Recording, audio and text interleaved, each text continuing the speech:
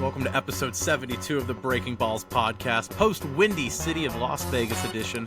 An ad Kyle Larson sweeps stage 1 and 2, and a late charge from Tyler Reddick has him holding on for dear life to finish this race. Absolutely, Bob. We had a really great weekend racing on the track and a lot of cool things to cover off the track, too. We've got Ryan Blaney on the yak, and some guy threw a plastic bag on William Byron's head. No, wait, his car.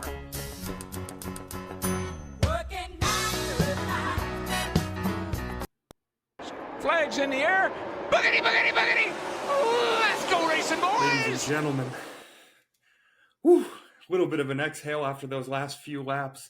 Kyle Larson, victorious in Las Vegas. This is episode 72 of the Breaking Balls podcast. Bob, I am so out of order in this intro. Please come save me. Well, you've got Tyler Reddick breathing down your back, Ad. So, I'm going to give you a little bit of grace here because, last week in Atlanta, we had that neck and neck finish at the photo finish at the line.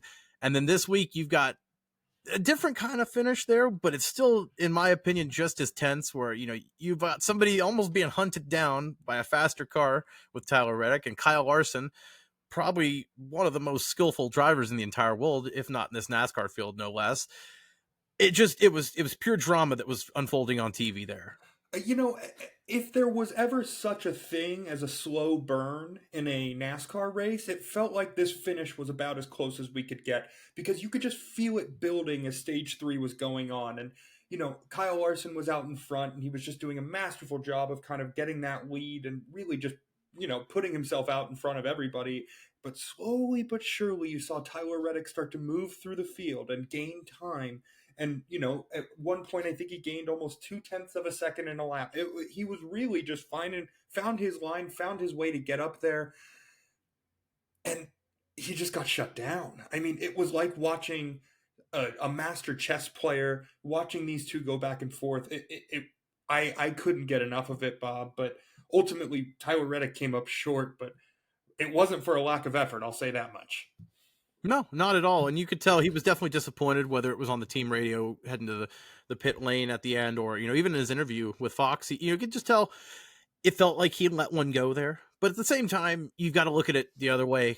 Kyle Larson had a dominant car all day. He led, I think we wrote down 181 laps of the 267, sweep stages 1 and 2. So comes away with a clean slate there of all three today.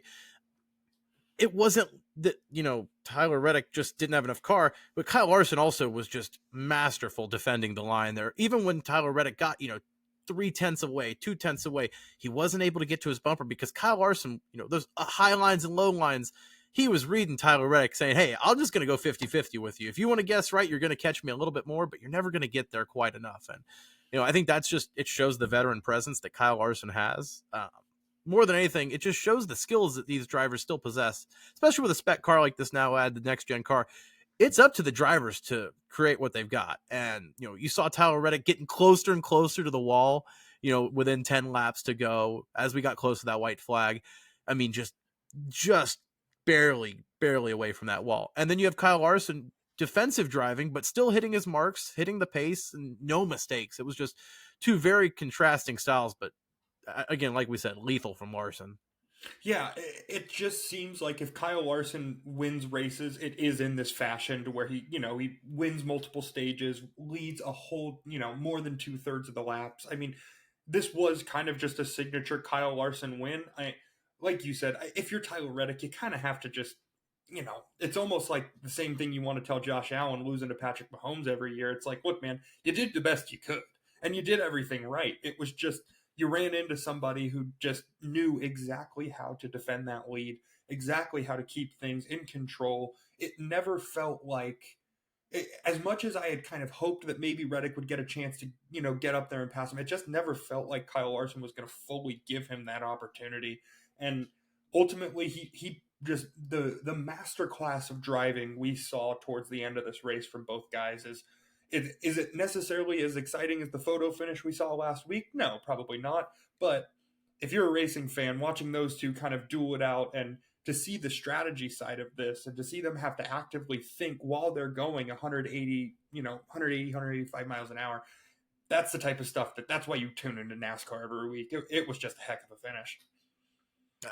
It was, and you always think of defensive driving, especially on road courses when it comes to the leader. You always have guys that are, maybe just, not risking it as much. But when it comes to the oval racing, and this is kind of the first real race of the year with this 1.5 miles at Vegas, Kyle Larson was defending the lead. He wasn't pushing it, but at the same time, like I said, he wasn't making mistakes and he wasn't giving in to Tyler Reddick, but he was taking his line away. He was mirror driving Tyler Reddick. He was taking the air away when Tyler Reddick would go up high.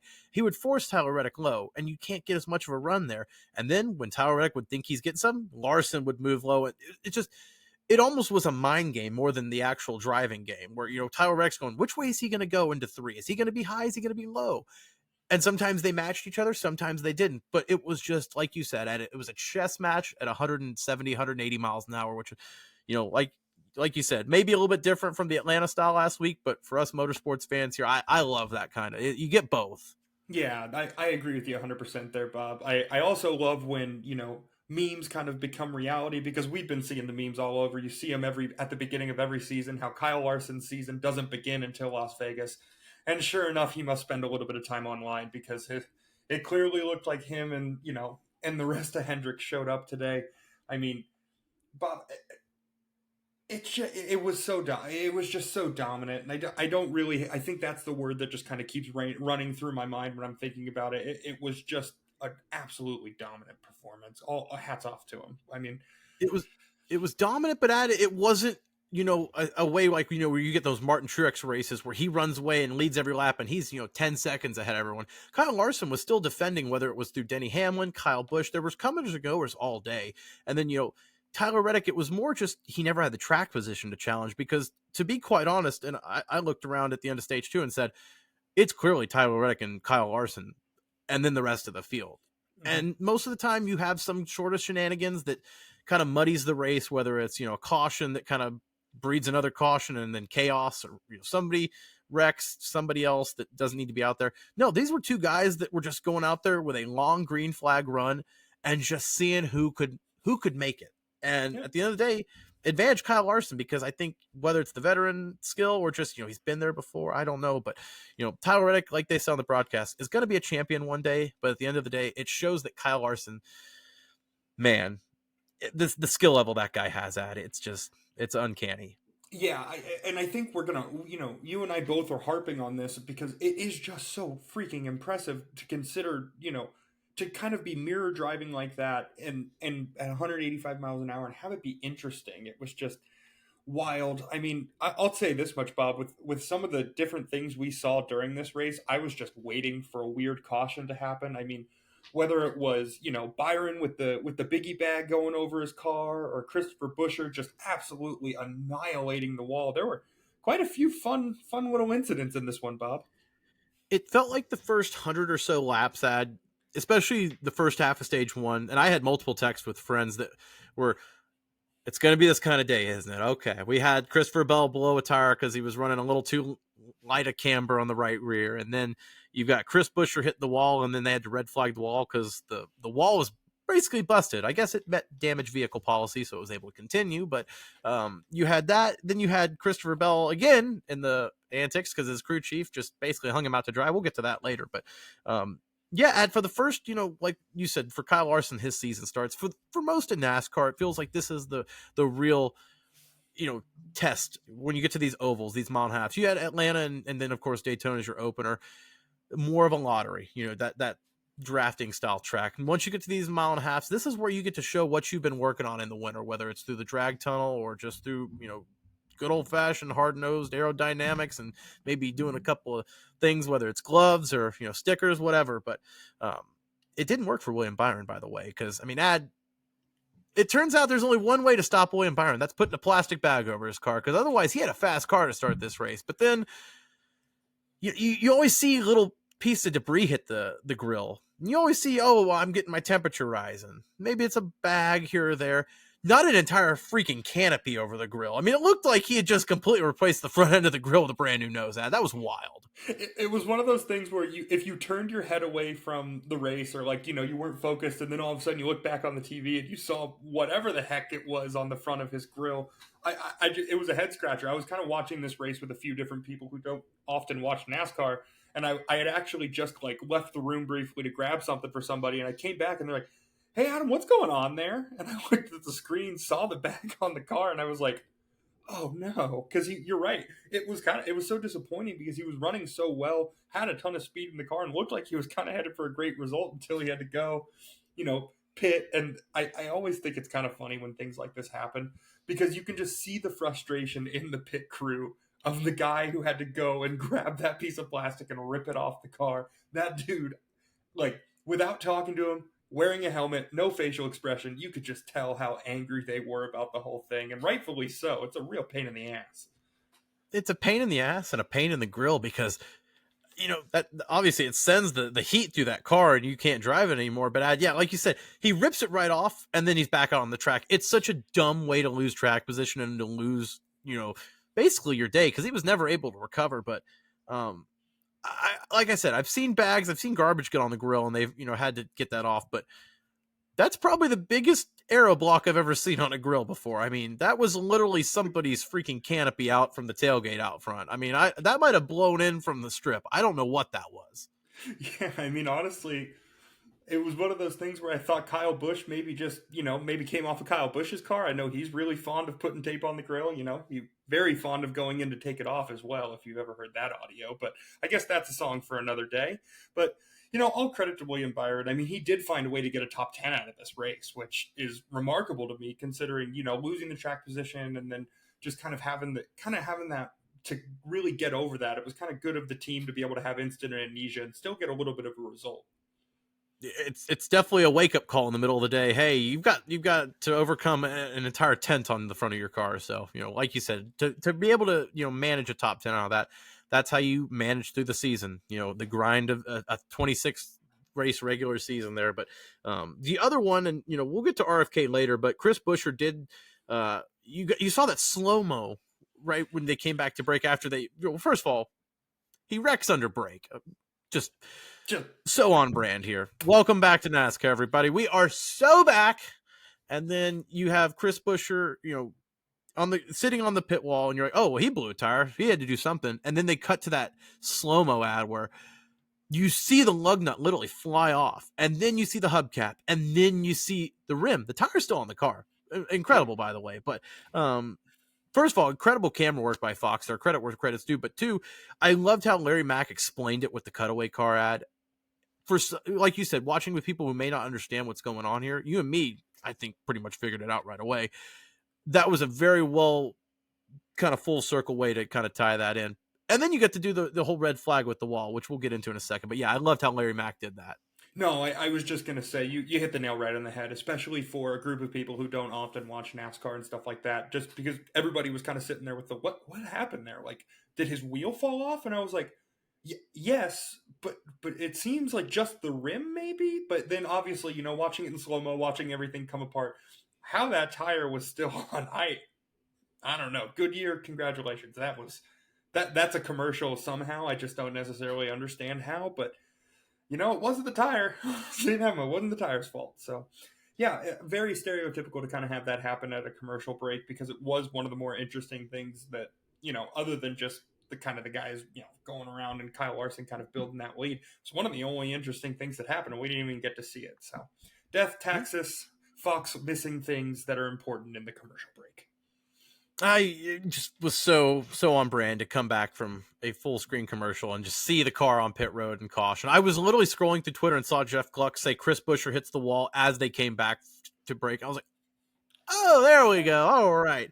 And then just to kind of tie it off with our antics from the race here, I did mention Christopher Bell's crew chief, kind of leaving him out to dry there. I mean, you could say so. 7 laps to go in stage 2. He obviously spins out. You see him kind of climbing back up after his, first early spin with about, 20 laps into that race, give or take.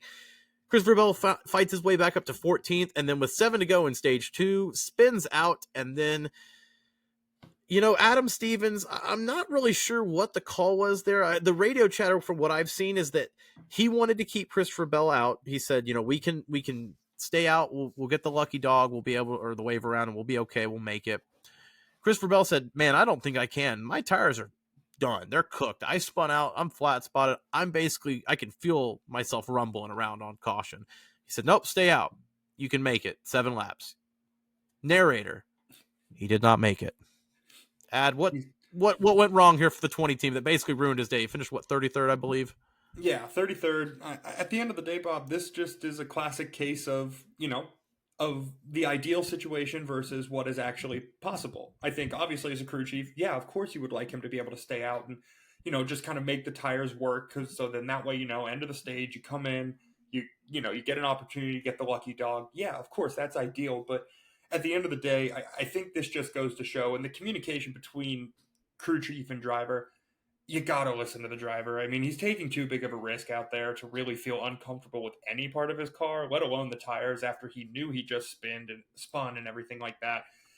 It just didn't seem... I understand, wanting to do everything you can to get points. It just didn't seem like necessarily the safest option, I'll say that much. But, I guess I don't blame him for trying to push it, but if you're Christopher Bell, you can't feel good about that, saying, hey, I don't think I can drive this thing, and your crew chief just being like, well, too damn bad, do it anyway. I'm not going to quite say that Toyota is the Ferrari level, bungling of the strategy here when it comes to race strategy, but it just feels like whenever Toyota can find a way to, burn themselves, it's always one team. It's not multiple usually, but it's always one.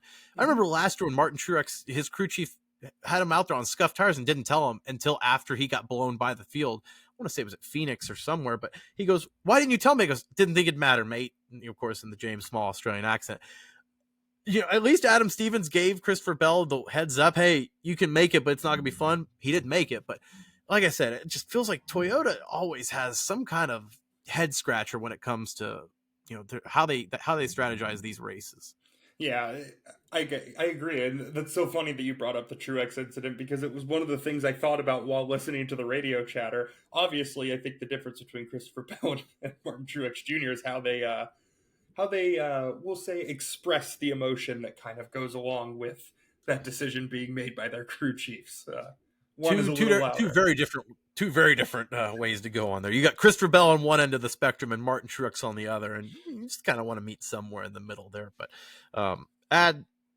we mentioned obviously the issues for those guys, but it seems like the last 2 weeks, Atlanta last week, there was over a dozen pit road penalties, and that was definitely more. I thought, we even touched on the podcast that we thought it was more because of, how weird that pit road is and how unusual it is. Today, you had guys making mistakes all over the place. It was guys jumping over the wall too early for the pit crews. You had Ty Gibbs lose a tire halfway out of his box. Kyle Busch was an inch over the box, and he had multiple penalties. I mean, it just felt like if you had a favorite driver in NASCAR, they've probably had a penalty to start the season, if not multiple. I've never quite seen it at this level, and I don't know if they're cracking down or what, but have you noticed this too, or am I just crazy? You're definitely not crazy. I've noticed it as well. It seems as if the more we understand about, it seems like we understand more about pit crews now and how these guys are found and the level of athletes they are and stuff like that. And all that being said, I mean, you've got to be consistent. And it's one of the little things, especially with this car, like we talked about earlier, with it being spec and stuff like that. The inches are everywhere. And most of them, of the advantages, are going to be found on pit road. So I guess it's, on one hand, everybody's been getting the penalties. It's been kind of widespread throughout the entire sport. So I don't know what that, what really that comes from. I don't know if it's, just kind of tighter officiating or what it is. But yeah, no, you're definitely not crazy, Bob, because it keeps happening. It seems like if it's not one thing, it's the other. If it's not speeding, the tires somewhere in the infield. It just seems like there's all sorts of issues to begin the year. And it sets up guys who have speed long term in the race to just have to battle their way back. I mean, you heard William Byron even on the radio say, I've passed the field, I think 3 times. And his crew chief, Rudy Fugel, said, make it 4, bud. I mean, it just, you had, Kyle Busch, one of the fastest cars in the field, have 2 pit road penalties, I do believe. And that one, of course, they went back and showed how his nose was just barely over that line. It's touchy, it's finicky, but they have to do it that way. And you heard Tyler Reddick even in his post-race interview on Fox, same shit, different year.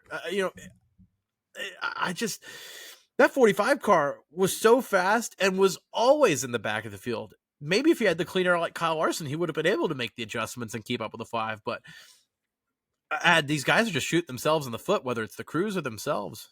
Yeah, 100%. And, you brought up the name that I kind of associate with the pit penalties the most, and that's Kyle Busch. I mean, talk about a guy from, even if you think back into last year, just whether, I think it's been mostly speeding penalties. And then, I don't think he's just had pit road woes everywhere, whether it be missing a wheel or, the lug nut not being all the way on. It just seems like since Kyle Busch has made that move to RCR, it just doesn't seem like their team has necessarily hit a rhythm to where everything has gone right, which is why I think we're seeing him, not as consistently getting the finishes we expect from Kyle Busch. I mean, don't get me wrong, he's not slouching or anything. He's still Kyle fucking Busch, but at the end of the day, they've got some things to figure out on pit road. And I mentioned with 2311 Tyler Reddick, it just feels like that team. It's always the pit road issues with them.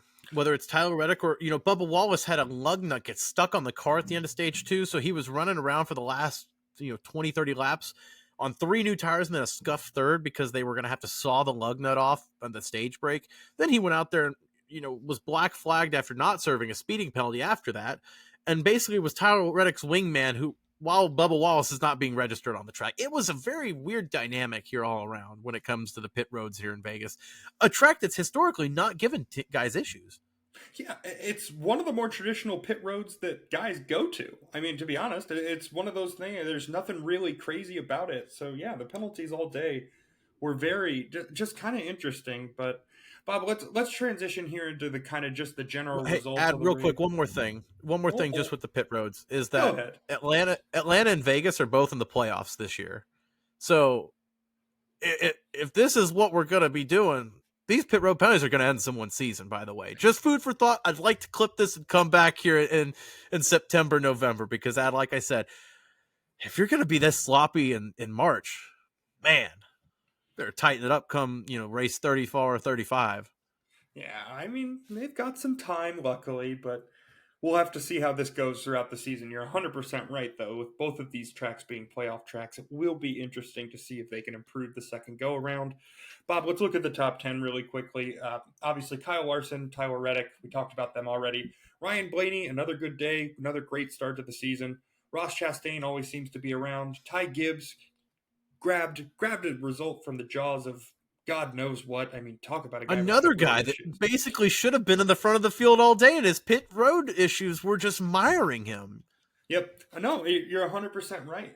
I think it's a guy who, obviously, I think shout out to Ty Gibbs because he at least had the most positive attitude in the post race about the whole thing of just like, hey, man, like, these things are going to happen. And he did seem to at least kind of shake it off a bit, but man, well, I mean, he's running the he gets his car. He has to be in a good mentality with others, okay? Jesus didn't yell at his pit crew either when they messed up. No, I don't think so. Jesus certainly didn't get mad at the disciples for not taking him off the cross too quick or anything like that. So, Bob, there is one guy who, we haven't gotten to talk about him a whole ton, since he's made the jump into Cup. That's Noah Gragson. I mean, top 10 finish here. Does this get him a little bit of momentum? I'm not necessarily sure, but I don't know. Just good to kind of see at least SHR have a little bit of success with somebody at this point. You looked up in stage 3 and you saw Chase Briscoe running top 10 there, and he was kind of carrying the pail for the whole team today. And then, yeah, Noah Gragson slowly but surely at the end of stage 3 was working his way up there and was running, I think, top 5 for a minute there. You got to build off of this, of course, but yeah, like you said, the fact that he's, showing an improvement already, this is the best run of his career in the NASCAR Cup Series by far. I mean, you look at that 42 stint last year, however long it lasted, 20 something races, not a lot to write home about. The fact that he comes home P6, then really, Stewart-Haas, you gotta be excited about that because otherwise not a ton to build off of again. Ryan Preece, not a huge day. Josh Berry, lackluster again. I think he finished 20th, Priest 23rd. Yeah, I mean, you had Chase Briscoe for a minute up there, but he finished 21st. The biggest wave Chase Briscoe made today was on Twitter for his hairline. I mean, really, it was not a banner day for Stewart-Haas to be able to come away with Noah Gragson, showing something like that and getting better as the day went on, man. That's huge for him moving forward. Yeah, I agree with you 100%, and I won't beat a dead horse. Bob, 7 through 10 kind of seems like the perennial top 10 finishers of NASCAR as of late, with Martin Truex Jr., Denny Hamlin, Joey Logano, William Byron. No surprises there. I mean, just guys who consistently show up, consistently get results. And yeah, nothing too crazy there. Bob, is Daniel Suarez going to have a good year? And I think this is, I'm sorry, this isn't on the show sheet, but after looking at his name, finishing 11th, got the win last week, locked into the playoffs, with all the talk around him at Trackhouse and kind of what the future looks like, what can we reasonably expect out of Daniel Suarez this year? I'd like to think that really now for Daniel Suarez, it's about stacking your playoff points. So, if you can stay out here and there and get stage points, I think it's huge. But more than anything for Daniel Suarez, it's about running clean laps toward the front of the field. And you saw that for a minute today, and then he just all of a sudden vanished back into the 20th range. So the fact that he can rebound and get this finish in 11th, Trackhouse has not been the lack of speed. It's just the consistency with their guys more than anything. They'll go through stints, for a month or two where they're, finishing in the 20s and 30s, and that can't happen. So, for Daniel Suarez to show a comeback today where, he came back from that, like I said, late teens, 20s to, fighting for a top 10. That's what I want to see from Daniel Suarez. If he can consistently do that, especially on these mile and a halves where he's not statistically been his strongest, man, the sky's the limit for him. He could be a round of 12, maybe even a threat to make the round of 8, depending on how it shakes out for him, Ad. I agree. I think it's getting to the point where that was the most impressive thing I saw from him today, was the fact that usually, it's not off-putting or it's not weird to see Daniel Suarez towards the front of the field for at least a part of the race. But the way that he, like you said, he fell back, and I kind of was like, okay, well, that's probably the last we're going to see of him. But then, obviously looking at the results, that wasn't the case. So I don't know. It's just one of those things. I wanted to get your thought on it because honestly, I don't know. With him getting a win, I think you're right. I think the banking points does obviously make sense. And it's just a matter of consistency, which, Bob, brings me to the guy who finished 12th in this race, Chase Elliott. Is this the new normal? Is this what we expect? I mean, it seems as if he's kind of been in, this funk for God knows how long.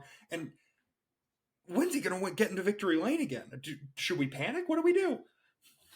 I think we're going to have this conversation every week until he wins, where, and he's gotten the stage win at Daytona to start the year.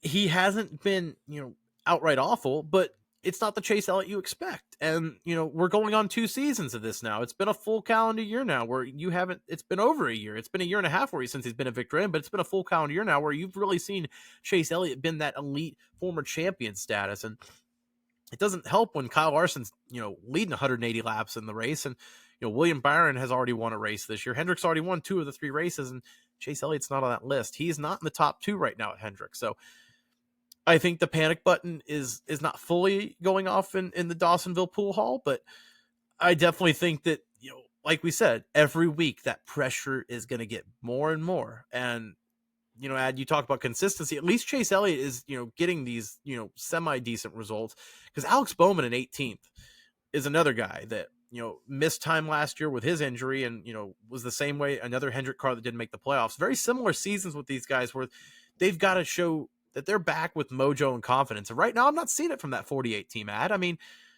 is there anything that you see from Alex Bowman that makes you think, oh, that guy's going to make the playoffs? No, and he's in a Hendrick car, so I don't know what they do. It truly does feel like a tale of 2 Hendricks right now, because, you've got 1A and 1B in Byron and Larson, and then whatever the heck Chase Elliott and Alex Bowman have going on. It almost feels like they can't be coming out of the same race shop right now, because it is, I've never seen Hendrick really kind of just have that big of a drop off between 2 and 3, which I think is just, it's so interesting as we kind of watch the season progress. It'll be interesting to see if all 4 Hendrick teams do make the playoffs, and what happens if they don't. I think that's the biggest question, is if all 4 don't make it, what do we do here? So many questions, not enough answers, I'll tell you that much. And while we're talking about underperforming teammates, we've been saying it since the season started, though, that Austin Cindric, with his teammates winning the championship the last years, has to have a good year. And yeah, great start to the season at Atlanta and Daytona, look competitive, but those are his style of tracks with the drafting. Comes out today, 29th place for that number 2 Penske team. I mean, I just gotta wonder, is the writing on the wall? Nobody's talking about him being on the hot seat with his dad, of course, with the higher up at with Penske, and they don't have a lot in the pipeline, but that is a flagship car, and they're going to demand results. And if he misses the playoffs again this year, what do we do here? There's just not much that they really have lined up. Yeah, I mean, look, are the panic buttons pressed right now? No, absolutely not. But Austin Cindric's panic button certainly has the little glass cover that you would hopefully keep on such an important button open. Because, I mean, it's gotten to the point, I almost had this thought. I had this thought in the middle of the week and I didn't share it with you, so it's coming out cold on the podcast. Good luck, Bob. But it almost seems as if Austin Cindric is not, it's not too invested, but I think he just has too many ties to his job, which is driving for Penske. Because of his dad and because of the position he has, I think he not only has the pressure that he puts on himself, I think he's got the pressure of an entire organization, basically, and understanding that, look, if I don't perform, it's gonna get awkward around here. It's gonna be uncomfortable around the shop. It's gonna be weird because, my dad, ultimately his dad does have that position to where he may have to be in the room and make the call to take his son out of the seat. And I can only imagine the pressure that puts on a young driver when he's just trying to figure out how to kind of, get his feet under him in the Cup Series. But I don't know, just the thought I had, it may just be one of these situations to where he's just got so much pressure from so many different angles. He may just need a change of scenery. I don't think Austin Cindric's going to be going anywhere else, so that's the issue. I don't think Tim Cindric's going to let his son race for another team when he's at Penske. So it's that nepotism dynamic. I mean, I really don't know what to do here with Austin Cindric and the Penske 2 team. The Daytona 500 in his first ever, full-time race with that team was a win. And then ever since then, in those 2.5 seasons, it's been nothing but just underperforming results when, like I said, his teammates have won the championship in the next gen era both years. So just, something to note there, because he did have speed early and then just fell off a damn cliff there, But Bob, they say not to beat a dead horse, but I'll say this much. After watching the race today, a few of the Mustangs out there were looking like dead horses because, the first 2 weeks we were very complimentary of the Fords and the kind of the body and the redesign and just how much it seemed to be giving them at those super speedway tracks. Fast forward to week 3, we're at our first traditional oval, and oh my goodness, did the Fords fall off a cliff or what say you, Bob? Yeah, I mean, it definitely looks like the Fords definitely fell off a little bit there. We were praising Front Row Motorsports last week, and we'll get into that later. But definitely looked like they were not the same guys at the drafting tracks that we've come in known to expect. But Joey Logano on pole, it looks like that Penske has the race trim, maybe not as quite as the qualifying trim. They're fast when it comes to single car qualifying, it looks like, but. Yeah, just something about the Fords right now that's off. You had RFK, obviously Buescher goes out early. Brad Keselowski kind of turned, a bad day into a result of 13th, but, was constantly in the late teens, early 20s. We talked about Stewart-Haas, of course, their struggles. I mean, it's just, I'm not really sure what to make of this new Ford yet. I think we might have praised it a little early just with the drafting tracks, but like we said, this is when the new season starts, is with these ovals. So, that's food for thought there, and we'll get into the Ford talk as soon as because there's a lot off the track with Ford that came out this week too. That I'm very kind of kerfluddled at what's going on with the Ford future, but one guy with the future NASCAR I do want to shout out real quick is Carson Hocevar in 15th. Spire showed some speed today earlier with Corey LaJoie, and they were really good early, but Corey LaJoie spun out and didn't get the result, and Carson Hocevar quiet all day, even fringe top 10 there for a minute 11th, but ran a clean race and nobody came and sideswiped him today and finally let him finish a damn race. And look at that, the kid might have some talent.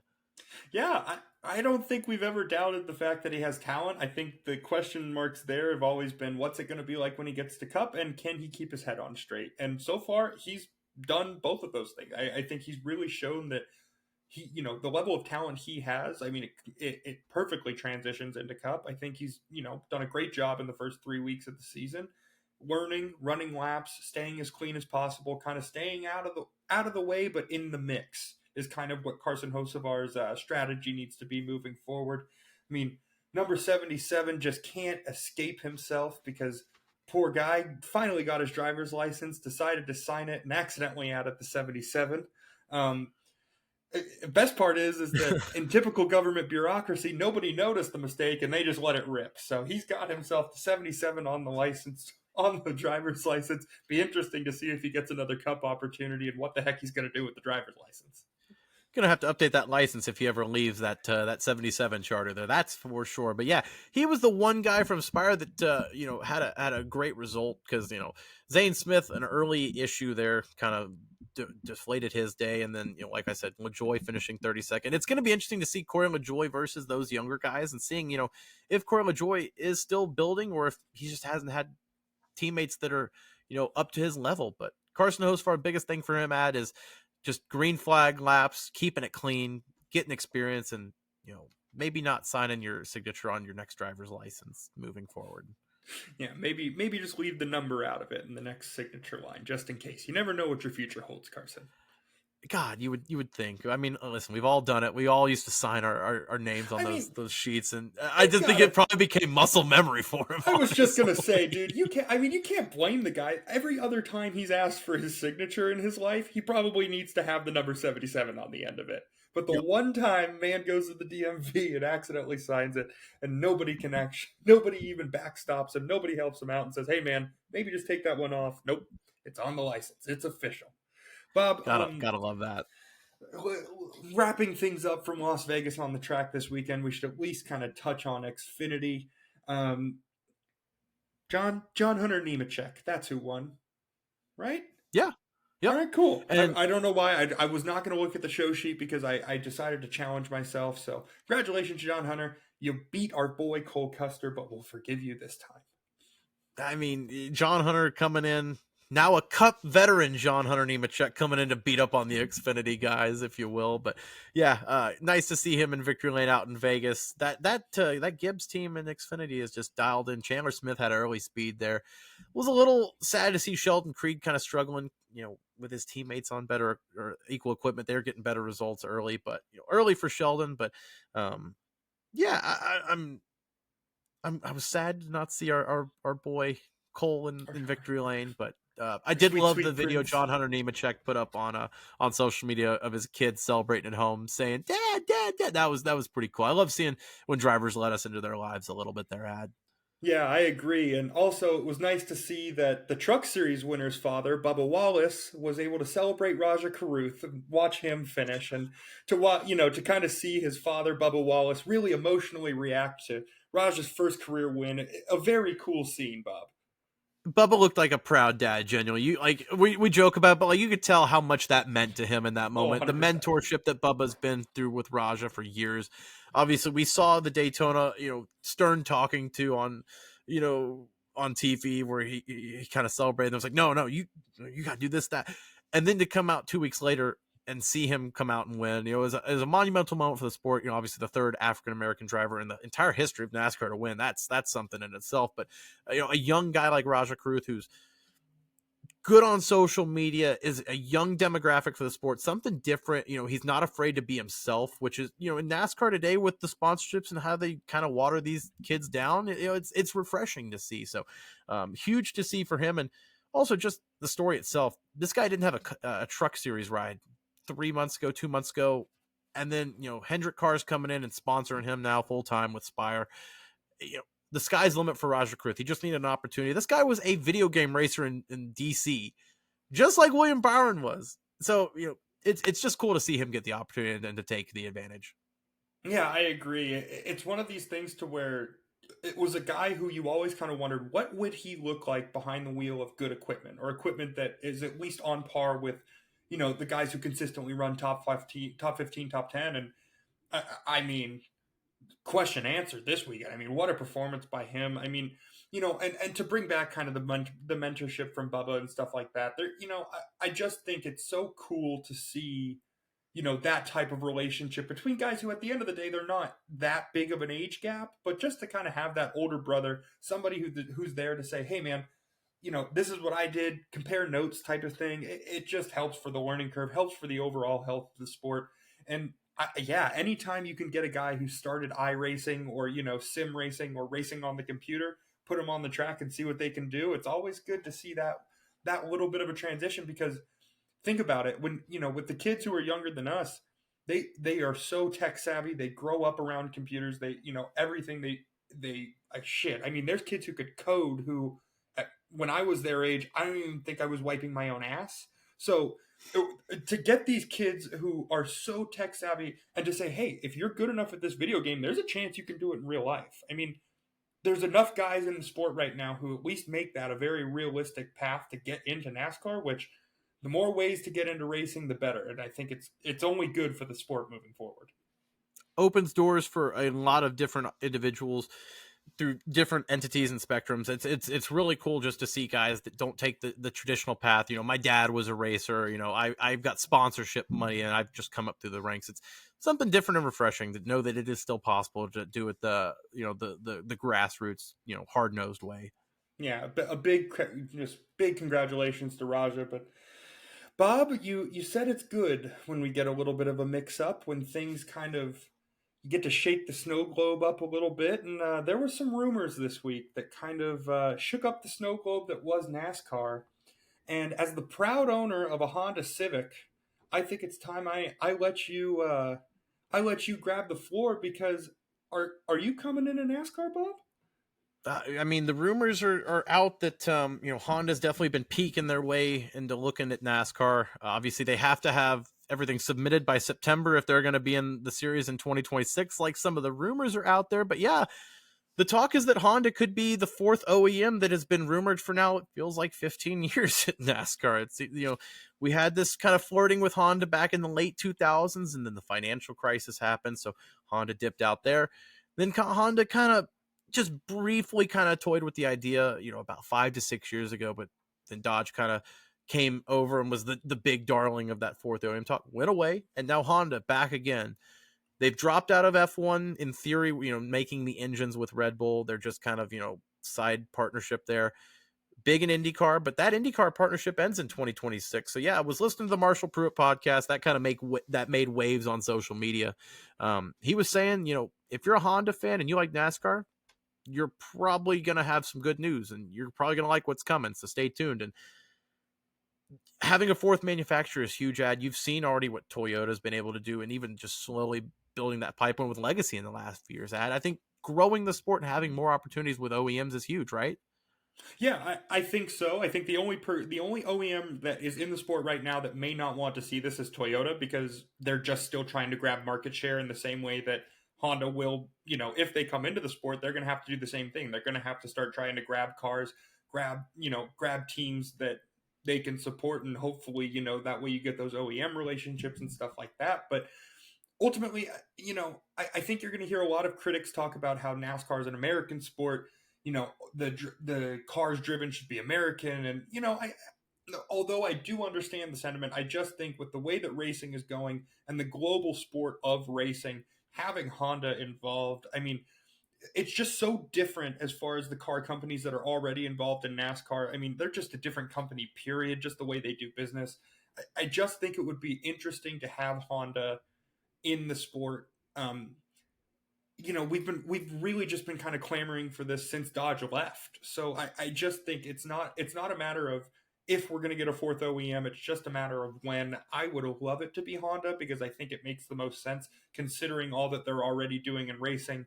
The hard cutoff of the IndyCar, them saying we're leaving IndyCar in 2026. All the dominoes seem to be aligning. So I hope we'll have to see. They did not say they were leaving IndyCar, just for the record. For our IndyCar fans, they have not confirmed they're leaving IndyCar. They said they are potentially looking at it. They're looking at it. They're exploring everything. Just for our IndyCar fans, don't have a heart attack. Evan Locknett, if you're out there, they are not leaving confirmed yet. You're good, buddy. You're good. No, I wanted to. Dude, I went to law school. I have to talk in absolutes. It's just the way I do things. I'm so sorry. Not in podcasting, buddy. Not in podcasting, unfortunately. You got to leave yourself an open door in podcasting. But more with Honda, and then we'll go back to the Ford talk because we kind of jumped around here. But just to put a bow on Honda, I always like to follow the money ad. News comes out and you go, "Oh my God, this is a shock! Honda's coming to NASCAR." Not if you've been following it really, because you look in the last few years with Spire. I'm looking at Spire specifically here. Gainbridge has come on and basically done a financial takeover with Spire. They've got a third charter now they bought from Live Fast. You see Gainbridge all over that car. What is Gainbridge? Gainbridge is partnered with Andretti and Honda and IndyCar. They're the title sponsor with that team. Marco Andretti has already partnered with Spire before and raced in their cars. There is a lineage and a relationship building there under the surface. And if Honda comes to NASCAR, watch Spire and Gainbridge be one of the first teams that jumps with that partnership. Like I said, 100%. nothing happens just out of thin air. This is happening under the surface, and if you're paying attention, there's not a reason Spire is just becoming a big takeover, whether it's the truck takeover with Kyle Busch, all that. That's going to become a key partnership for Honda if you watch moving forward. That's going to be their development team, if you will, like Kyle Busch was for the Toyota Trucks team. They're going to basically just buy that and say Spire is going to be our Honda development team. You watch. Yeah, it'll be interesting. Where there's smoke, there certainly has to be fire. I mean, I don't think these are the types of rumors that just come out of nowhere, so be interesting to see. Well, and speaking of rumors coming out of nowhere, Ad, you saw that, speaking of OEM talk, Stuart Haas is probably going to be out at Ford at the end of 2024. Now, if they're going to jump to Honda, the earliest they can go is 26. So if this is really happening, Ad, what are we doing at SHR? I don't know. I guess we just kind of wait for Kevin Harvick to do something. No, never mind. Sorry, that was the old holding pattern. No, I don't. I really don't know. It'll be interesting. Maybe they come out in the Ricky Bobby Me cars. You know, they just kind of run whatever engine they want to for in the meantime. But yeah, it would be. I don't know. It just seems like there's a lot of interesting things happening that, maybe, people like you and I who aren't necessarily insiders aren't privy to the information, but I do think we're kind of, it's getting to the point now to where it's all, there seems to be a clear picture in front of us, but nobody can quite see what's happening. I'm just, with SHR leaving Ford, it just doesn't, I don't know. It just came so out of nowhere that I haven't necessarily had time to even process what that looks like, and and when and how and what do they do next year if they're interested in going to Honda? Do they give Chevy I mean, there's just too many questions, not enough answers. I want some clarity, damn it. Well, if you want some clarity, I got you. Because again, follow under the surface here. You got Front Row. We talked about last week has been the new Tier 1 Ford OEM. They obviously have taken a step, and they haven't even gotten the actual advantages and the support from that OEM structure yet. They're just working off what they got, so they're going to be moving forward.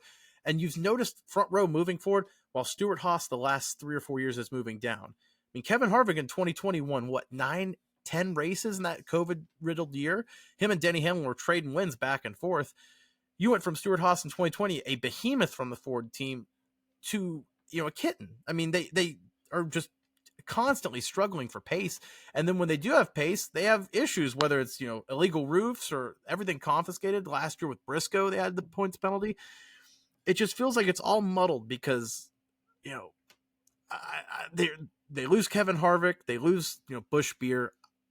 It just feels like they're kind of in an in-between point, and I'm not really sure what to do because, like I said, Front Row is definitely taking that spot for SHR, it feels like, and that's only 2 cars, where SHR is 4, so a lot less time and development for Ford to have to spend on that, but still the same results.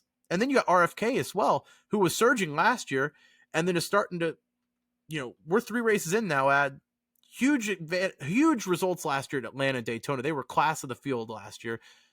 Nothing this year, wrecked out, nothing results, and then now slow at Vegas. What is, like you talked on earlier, is Ford in trouble?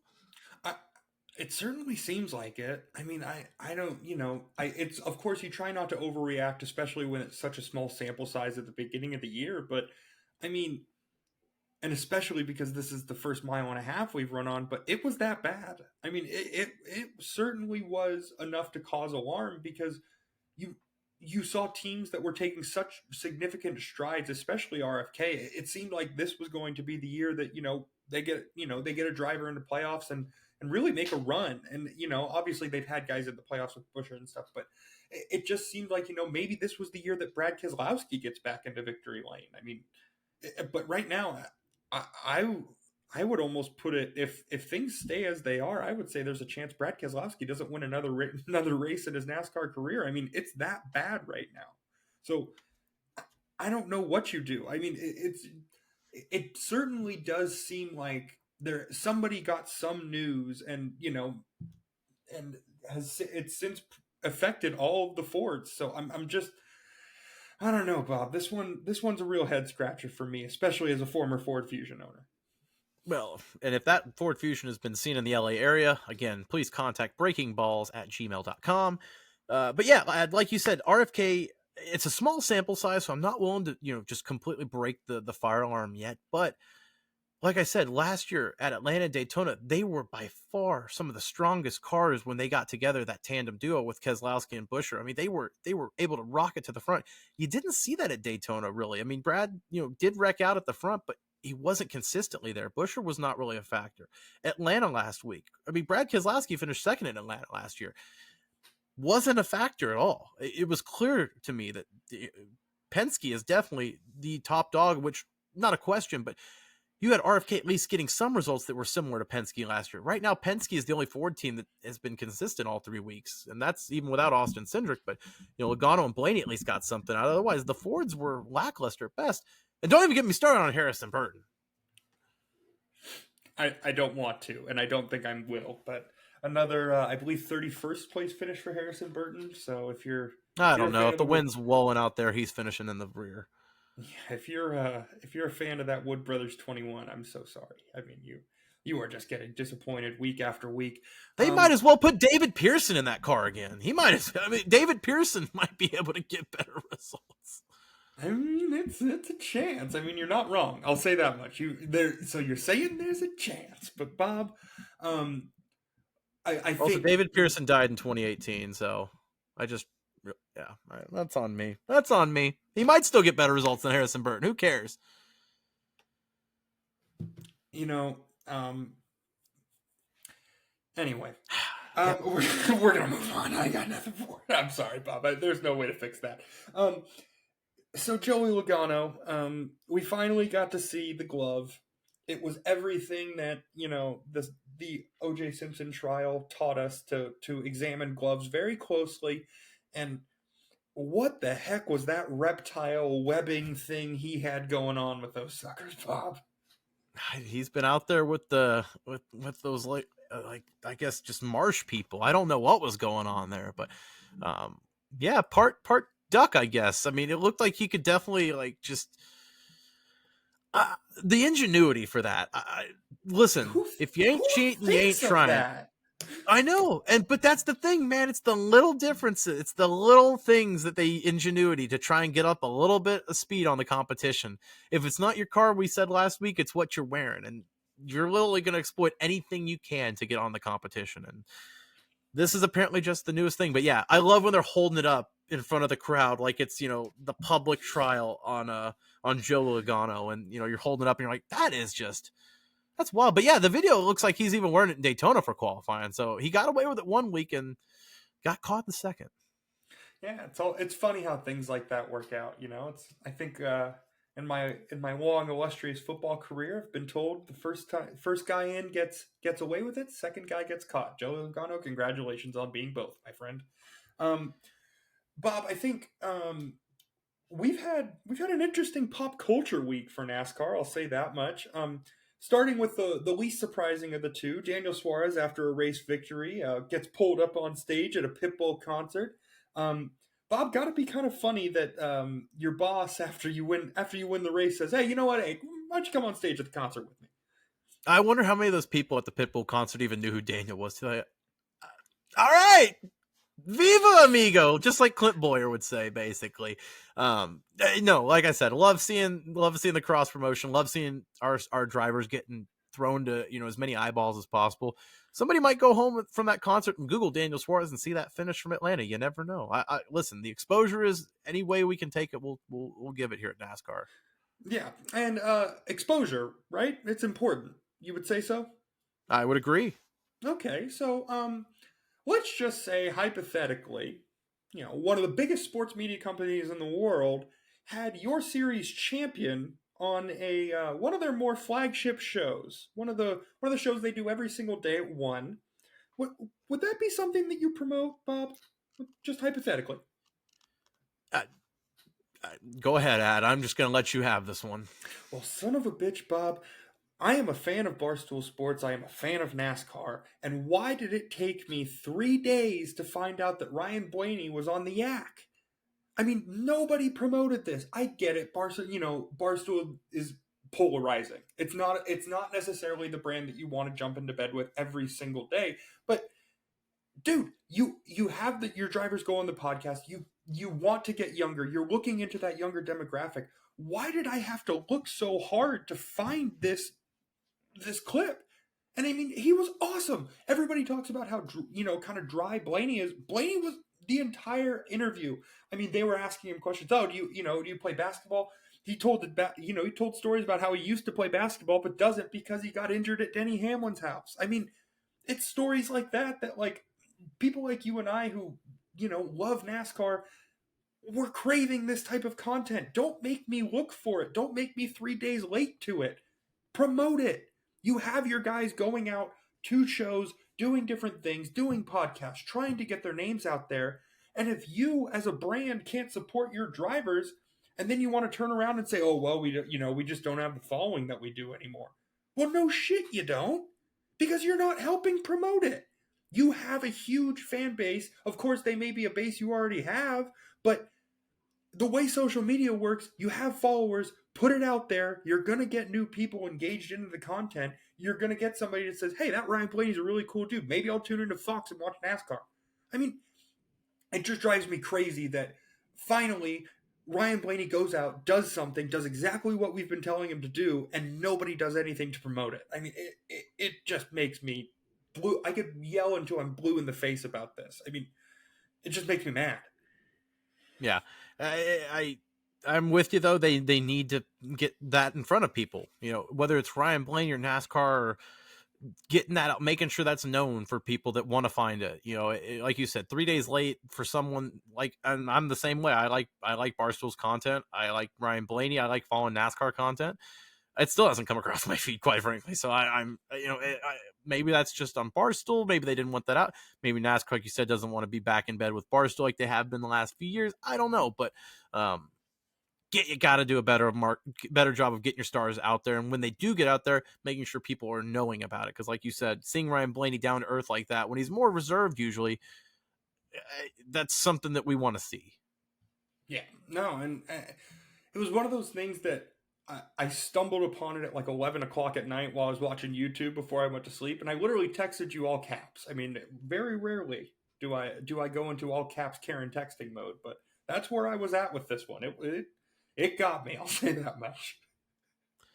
Well, late night raging with Adam. There we go. That could be a new segment of the podcast, and we would have a couple episodes to film right away. But we made it through Sin City. We've made it through Las Vegas. Nobody got blown away in those 60-mile-an-hour winds on the top of the spotter stand. So that's thankful.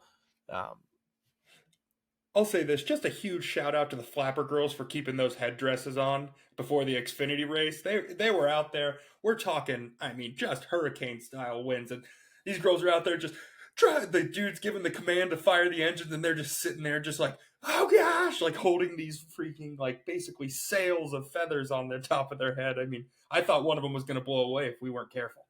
I believe that if they would have thrown that hat on Ty Gibbs, he would have ended up in the Grand Canyon. So I'm glad that they kept the women on the ground there in Las Vegas. Kyle Larson, your winner. We have 3 Chevys in victory lane to start the season. And we're in Phoenix next week. It'll be a preview of the championship weekend for November. And, of course, this West Coast swing will be wrapping up then. But, anything else to add from this weekend? No, but I still miss Auto Club because we're finishing the West Coast swing and we didn't get to go to the 2-mile oval. A little shorter than usual, this West Coast swing. We had to add Atlanta as a little detour on the way out west. But maybe one day we'll go out in Sonoma early in March and it'll be green out there instead of this little desert we see in the summer. I was just gonna say, have you seen the pictures of Sonoma because of all the rain we've had out here? Dude, Luscious. it looks crazy, man. I mean, that would be one of those events that, I mean, as far as putting it on TV, it would be incredible to see. We'll see if they ever make the switch. Well, if you made it this far out, I'm going to take this line for you from once. Be a friend, tell a friend, subscribe, like. We hit a little traction this week. We're going to try and keep the momentum up here at Breaking Balls. We will be back, of course, this week. We'll be throwing up some clips on YouTube as well.